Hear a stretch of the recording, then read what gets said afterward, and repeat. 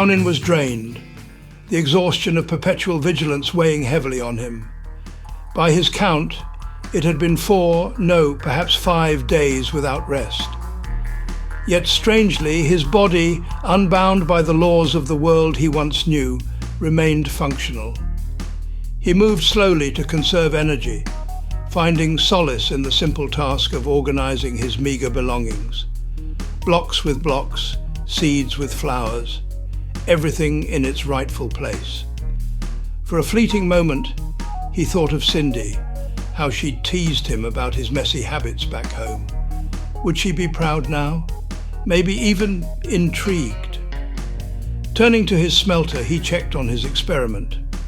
Cobblestone heated and transformed, not into anything groundbreaking, but into stone. A subtle shift, aesthetic more than functional, but one he filed away for later. Next, he placed sand atop the smelter and stoked the flames. Could this yield the glass he needed? Moments later, as he peered into the smelter, his gamble paid off. The translucent cubes held promise. He resolved to make more. As the smelter worked its alchemy, Downin's mind wandered to one of his favorite stories, Breaking Bad. The precision, the obsession with purity, it resonated with him now as he sought perfection in the glass he produced. But there was no time to bask in metaphor. Below his feet, his basement was evolving.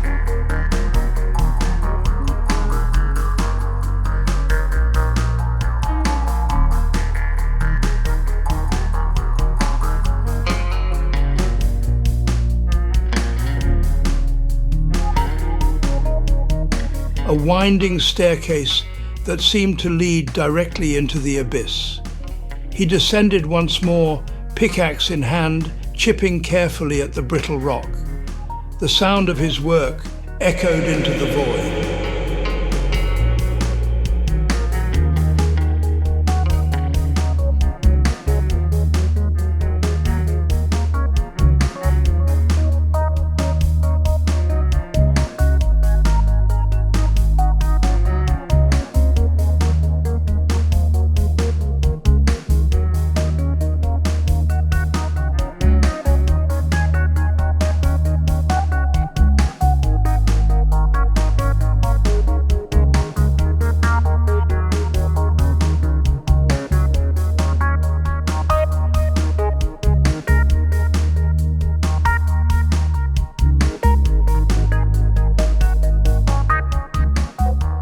From the corner of his eye, he glimpsed his dark neighbor, a towering Enderman. Its form absorbed the light, an unnatural void, like the blackness of a distant cosmos. Downin dared not look directly. Instead, with sidelong glances, he studied the creature's stillness, pondering what strange secrets lay behind its silence. But the day was calling, and with it, a chance to find the elusive wool he so desperately needed.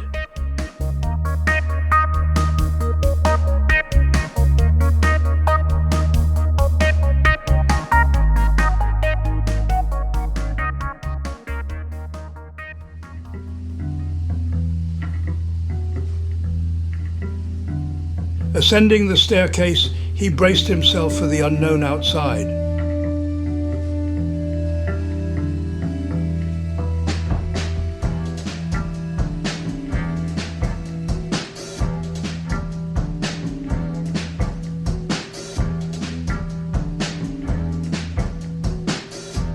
Hours passed with little progress.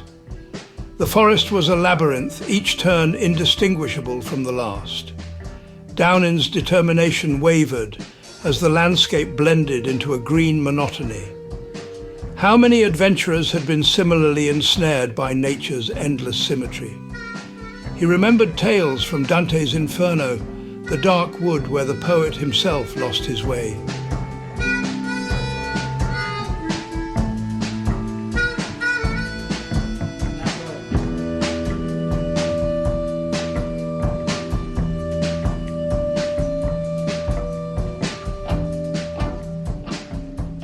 Downin pressed on, cautious yet curious. At last, along the shoreline, he spotted them. Sheep. A triumphant grin broke across his face as he moved quickly to gather wool.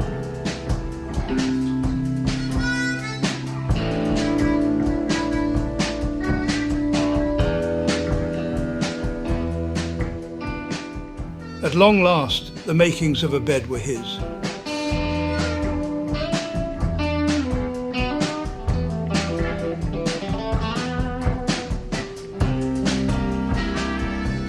And then he noticed it, an additional camera angle.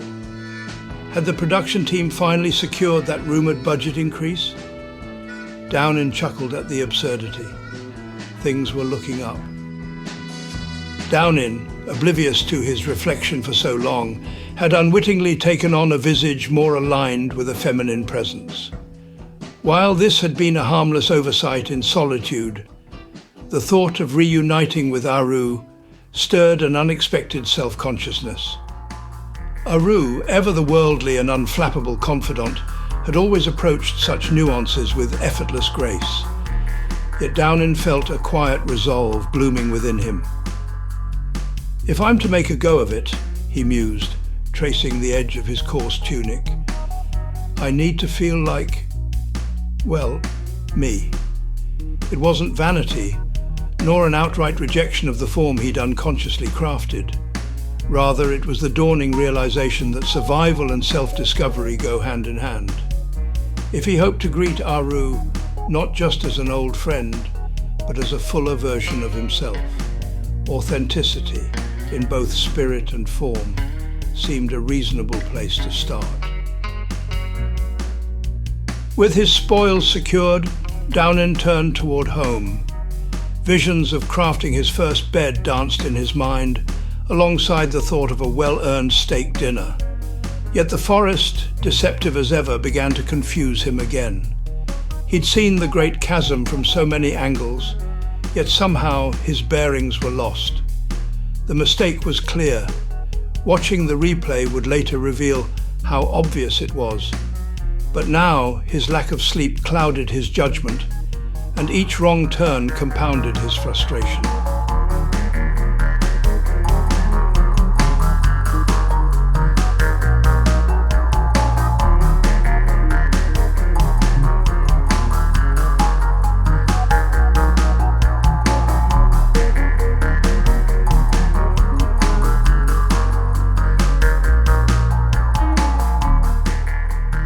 Just as hope began to fade, the terrain shifted. The vibrant hues of his familiar forest gave way to muted tones, a new biome, mysterious yet promising.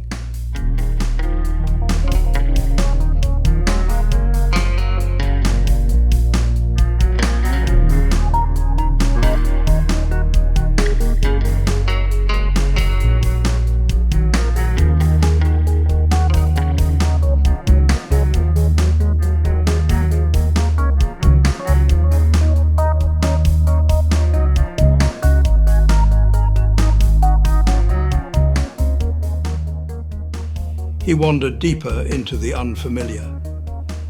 Shadows lengthened, and the world grew darker. Panic gnawed at him as he retraced his steps, battling the growing fear that he might never find his way back.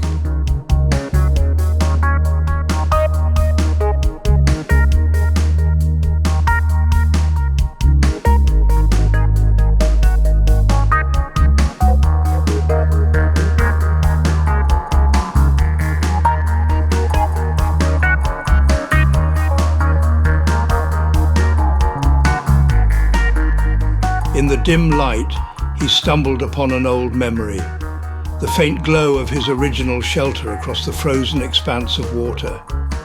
Relief coursed through him. If he could reach it, he could wait out the night in safety.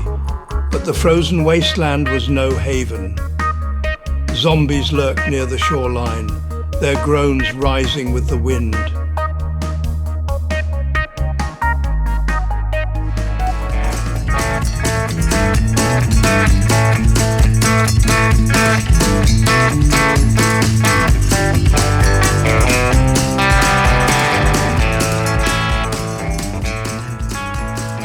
Gathering his courage, Downin bolted across the ice, his feet slipping on the slick surface. The zombies gave chase, their ungainly forms no less menacing.